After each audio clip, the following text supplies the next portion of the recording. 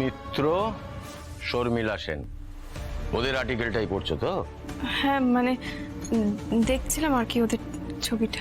SSS college of law, ভীষণ brilliant student ছিল এরা। আপনি ওনাদের চেনেন স্যার? মা, চিনবো না কেন? আমি তো ওই কলেজে 15 বছর লাইব্রেরিয়ান ছিলাম, তারপর ওখান থেকে চলে এলাম এই কোর্টে, বুঝলে? আসলে এখানে কি জানো তো, এই কোর্টের লাইব্রেরিতে কাজ করতে গেলে তো এক্সপিরিয়েন্সের দরকার হয়, হ্যাঁ চলে এলাম। ও তার মানে ওরা ওই কলেজের লাইব্রেরিতে যেত? যেহেতু মানে আসবে না কেন, নিয়মিত আসতো। দুজন অভিন্ন হৃদয়ের বন্ধু ছিল, স্টুডেন্ট হিসেবে ছিল ব্রাইট, ব্রিলিয়েন্ট।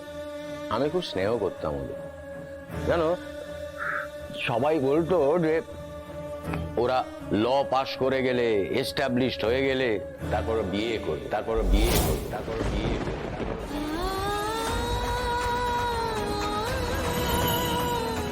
বিয়ে? ওদের বিয়ে হয়েছিল স্যার? না বোধহয়। দেখো, ধ্রুব মিত্র তো এই কোর্টেই প্র্যাকটিস করে, লাইব্রেরিতেও আসে মাঝে মধ্যে, কিন্তু না কখনো তো শর্মিলা সম্পর্কে কিছু বলতে শুনিনি। কলেজ জীবনে এরকম অনেক প্রেম হয়, ভেঙেও যায়, তবে ওদের জুটিটা ছিল একদম অন্যরকম। কেন? না আমি জিজ্ঞেস করছি যে আপনার মতো এত ভালো, ভদ্র, সৎ একজন মানুষ, যে মেয়েদেরকে এত সম্মান দেয়, তার জীবনে এমন কেউ আসেনি যাকে যাকে জীবন সঙ্গী করা যায়?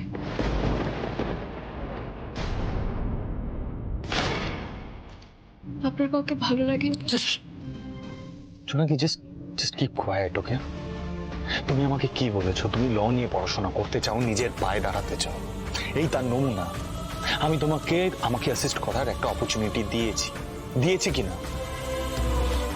কি করছো? Are you making use of it? সারাক্ষণ এরকম পিএনপিসি মার্কা অ্যাটিটিউড। আমি আমার পাস্ট লাইফে কি করেছি না করেছি, কেন বিয়ে করিনি, তার কৈফিয়ত আমি তোমাকে কেন দেব? ওয়াই? দেখো জোনাকি, এই কেসটায় যদি তুমি আমাকে প্রপারলি অ্যাসিস্ট করতে চাও, ইউ আর মোস্ট ওয়েলকাম। যদি আরো 4টে জিনিস নিয়ে মাথা ঘামাতে চাও, দেন প্লিজ লিভ। তুমি যা করছো সেটাতে কনসেন্ট্রেট করো, আমি আমার কাজটা করছি, প্লিজ, ওকে?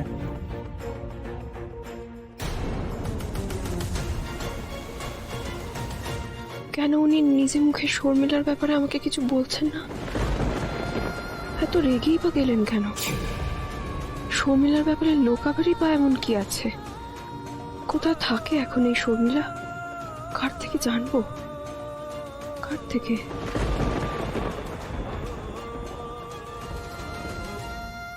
পর কি হবে অব্র? কি হবে?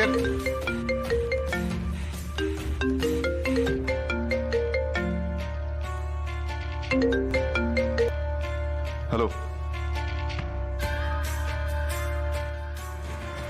হোয়াট?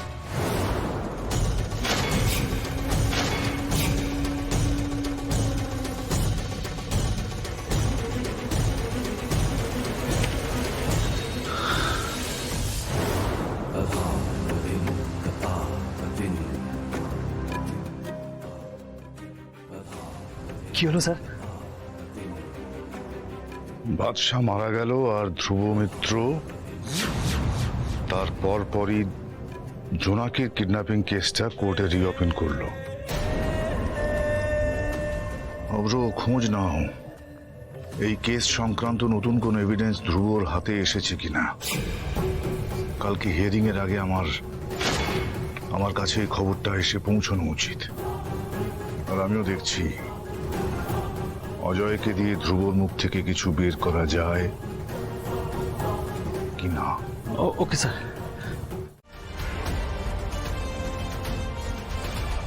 পাপা, আমি কিন্তু আবারও বলছি, ধ্রুব নয়, ওই আশরাটাই কিন্তু ধ্রুবকে আবার এই কেসটা নিয়ে উস্কেছে।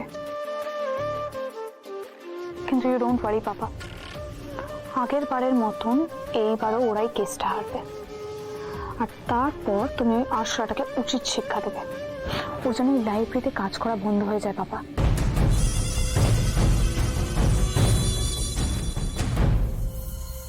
কি এমন এভিডেন্স হাতে পেয়েছে ধ্রুব মিত্তির?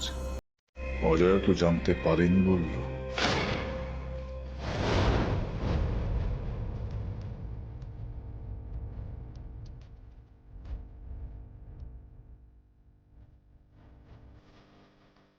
রঘুরাই ভার্সেস জোনাকি বিশ্বাসের মামলা শুনানি শুরু হচ্ছে।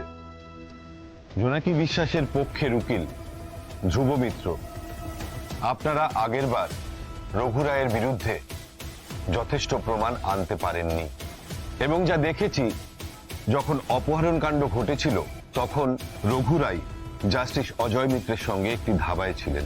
প্রমাণিত হয়েছিল যে ওই অপরাধের সঙ্গে রঘুরাই জড়িত নন। অ্যাডভোকেট মিত্র, এইবারে আপনার কাছে যথেষ্ট প্রমাণ আছে তো?